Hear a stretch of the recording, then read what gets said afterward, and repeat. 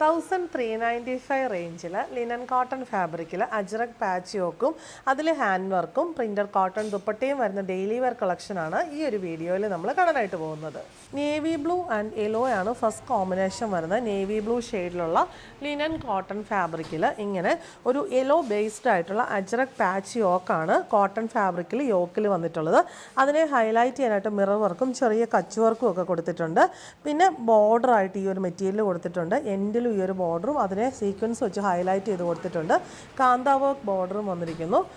Yellow ഷെയ്ഡിലുള്ള cotton bottom and yellow ഷെയ്ഡിലുള്ള soft cotton ദുപ്പട്ടയിൽ ബ്ലോക്ക് പ്രിൻസ് ഇങ്ങനെ കൊടുത്തിരിക്കുന്നു. 2.5 മീറ്ററാണ് ടോപ്പും ദുപ്പട്ടയും വരുന്നത്. ബോട്ടം വരുന്നത് 2.25-നും 2.5-ക്കും ഇടയിലായിരിക്കും. റേറ്റ് വരുന്നത് 1395. സെക്കൻഡ് കോമ്പിനേഷൻ വരുന്ന മറൂൺ ആൻഡ് ബ്ലാക്ക് ആണ്. മറൂൺ ബോഡിയിൽ ലിനൻ കോട്ടൺ ഫാബ്രിക്കിൽ ബ്ലാക്ക് ബേസിലുള്ള അജ്രക് പാച്ചാണ് യോക്കിൽ കൊടുത്തിട്ടുള്ളത്.